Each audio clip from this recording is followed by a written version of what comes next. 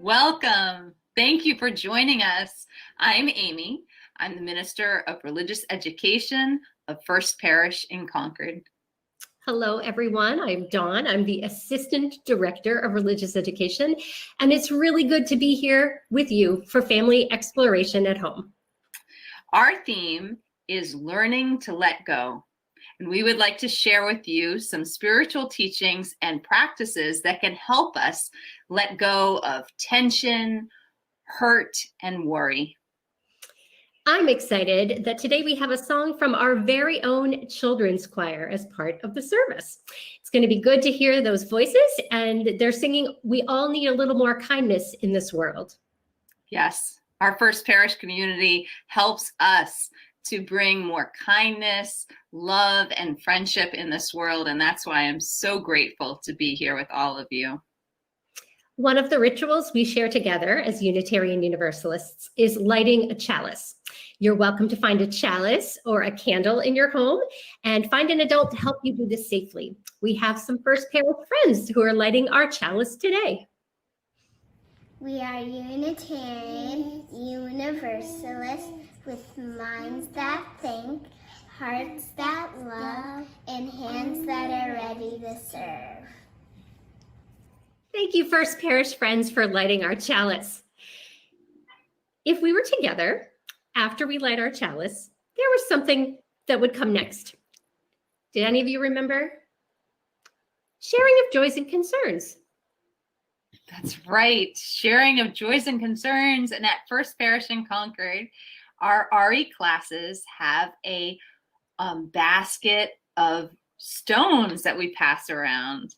And I don't have those baskets here, but I did collect some stones into this bowl so that we could talk about it with all of you today. Dawn, what else do you remember about that ritual that we have? So I remember that we would pass it around, and sometimes people would take one, or sometimes they would take two. Sometimes they would take a handful. And sometimes they would put one out and name a joy, or they would take another one and name a concern. And sometimes they would put them out and not say anything at all. They would just hold in their heart and in their mind what their joy or concern for the week was. And the rest of us would give them that space to do that. Yes. And this is an important ritual that we wanted to share with you that you could incorporate into your family exploration at home. Maybe you, like me, have some rocks or some shells that you've already collected, or you could go outdoors and find some new ones. That's always fun to go rock hunting now that the snow has melted.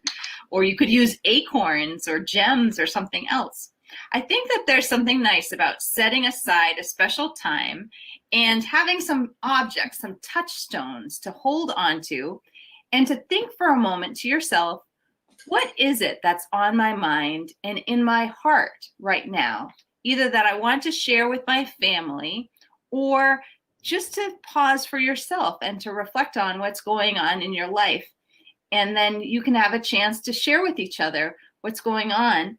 And we hope that this might enrich your exploration with each other.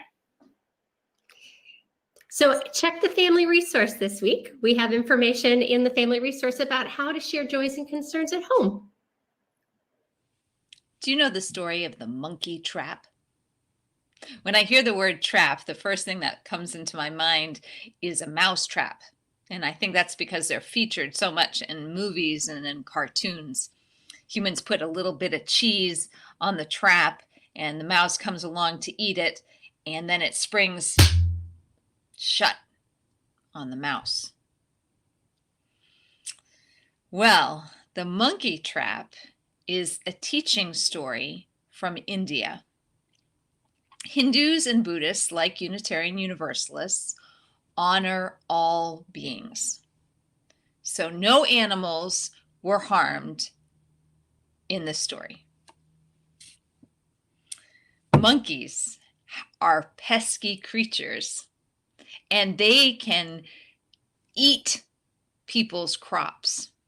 And so, as it is told, a farmer set out to capture a monkey. And the way the farmer did it was by taking a coconut and carving a hole in it and stuffing a piece of banana inside, and then tying the coconut to the base of a tree. Very soon, along comes a monkey, very curious, and smelling the delicious banana inside. The monkey puts its hand inside the coconut, grabs the banana, and then tries to pull the banana out, but the hole was only big enough for the monkey to fit its hand inside and not big enough for the monkey to take out its fist holding the banana.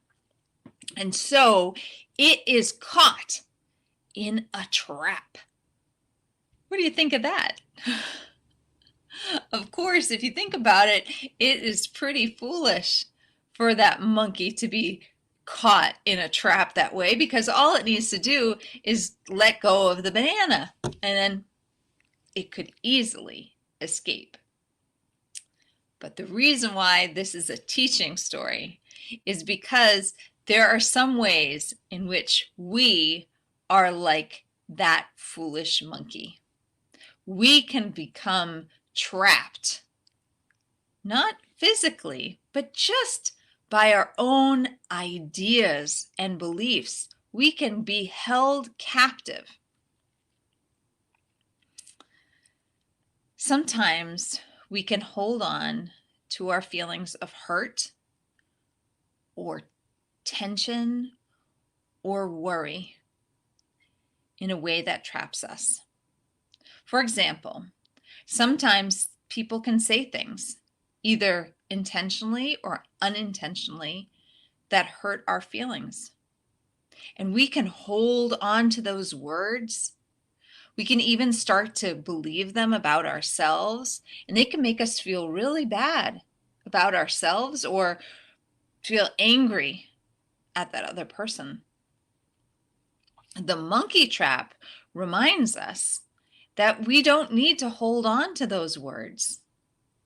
We don't need to hold on to those hurt feelings. We can let go of them and be set free. Sometimes we can feel tense and we don't even know why exactly. But the monkey trap reminds us that we don't need to live with that tension. There are ways for us to release the tension. Sometimes we have a thought or an idea that worries us. The monkey trap reminds us that we don't need to hold on to that idea that holds us back. So how do we do it? How do we release our hurt, our tension, our worry? It's not easy. It's a practice. We cannot avoid having hard experiences and challenges, and unpleasant feelings are just a part of life. But I, as your minister of religious education, want to remind you that the more that we can learn to recognize those feelings, recognize those ideas that can trap us, the more that we can manage those challenges that we encounter.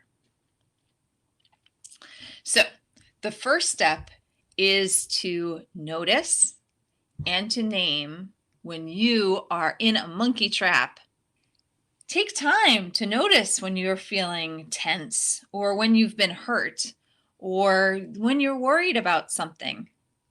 Sometimes I don't even have the words to start, but I just start to recognize a feeling. And so it's important that you take time to acknowledge that and to share with people who you trust. You could also take time to write or to draw a picture. When you are feeling stuck, physical activity also can help a lot. Whether it's yoga or dance or riding on your bicycle as fast as you can or running or playing a game of tag, physical activity can help us manage those challenging feelings and those challenging ideas. One of the reasons that mindfulness practice focuses so much on our breathing is that it is something that is constantly a part of our life. Breathing in and breathing out is a part of what keeps us alive. And so something inherent in our very existence is bringing in and letting go. So let's take one deep breath together now. I invite you to breathe deeply so you can feel it deep into your belly. And then we'll hold it for a moment and then we'll release together. So a deep breath in.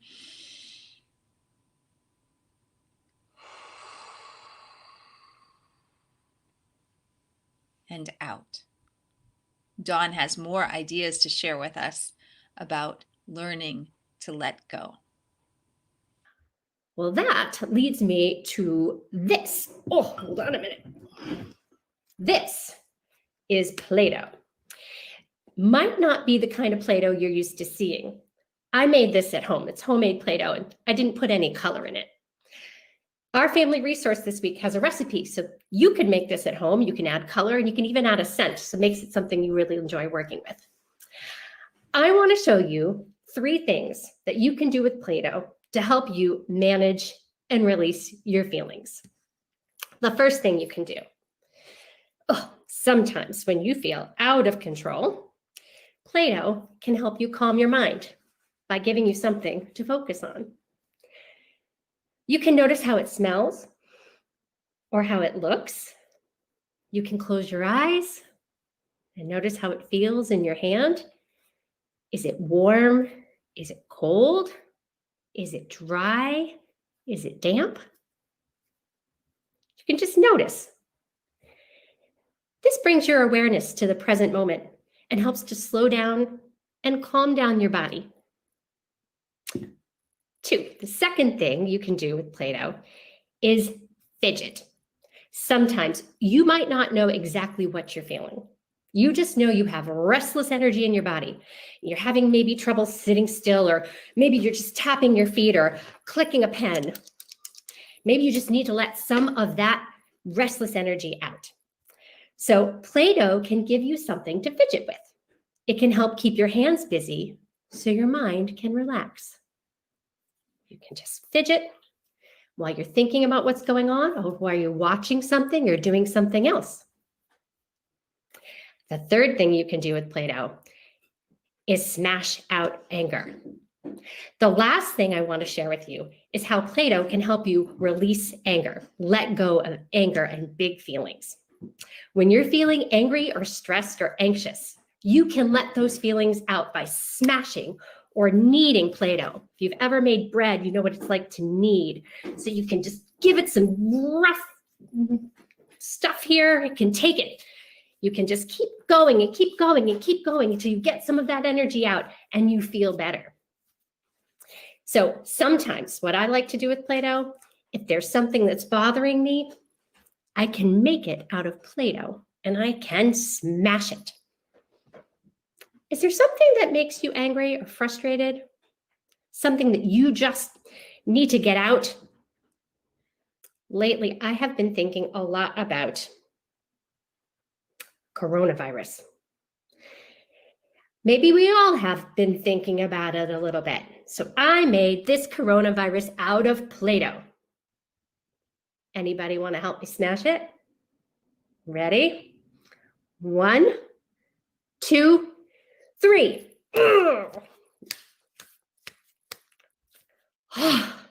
That feels better. I hope you guys are going to look for that Play-Doh recipe in this week's family resource. Enjoy playing with it and exploring ways it can help you release big feelings. Thank you, Dawn. That was so much fun. I was right there with you, smashing, but I can't wait to make my own Play-Doh so that I can really do it and feel that. Well, it feels good, Amy. And this is something that all ages can try, and we have the recipe for you in our family resources. We have something else special for you now. Our children's choirs have been working hard on a song, and Brendan, our children's choir director, is going to introduce it. Good morning, everyone. I'm very excited to show you our first virtual project of the year. We decided to make it simple for our first one with just audio, but we're hoping to bring you some video projects in the future. I'm so proud of our children's choir members and all their hard work on Sunday mornings, and I'm pleased to present We All Need More Kindness in This World. Please feel free to sing along. We all need more kindness in this world. We all need more kindness in this world. You can look high and low, but there's no place left to go. We all need more kindness in this world. We all need more love in this world. We all need more love in this world. You can look high and low, but there's no place left to go. We all need more love in this world. We all need more friendship in this world. We all need more friendship in this world. You can look high and low, but there's no place left to go. We all need more friendship in this world. Hooray! Oh, thank you so much, Children's Choir, for sending us that special song. Yeah, it makes my heart so very, very happy to hear your voices. It brings more kindness and love into our world. Thank you so much. Oh, so we hope that you will continue to explore at home. That's right. And if you do and you want to share with us, we'd love to see the creations you make out of Play-Doh, or we'd like to hear about your joys and concerns. And now that our service is coming to a close, we're going to extinguish our chalice. I invite you, if you've lit a candle or chalice, to blow it out with us safely, of course. And we will extinguish the flame, but not the light of truth, the warmth of community, or the fire of commitment. These we carry in our hearts until we are together again. Let's blow it out. Let's join in our benediction. Go out into the world in peace. Have courage. Hold on to what is good. Return to no person evil for evil. Strengthen the faint-hearted. Support the weak. Help the suffering. Honor all beings. Our service is over, but our exploration has just begun. Please subscribe to our family service email list to receive resources to continue exploring at home. The link is in the description of this video. If you're watching this live streamed, our 10 o'clock service will be starting shortly.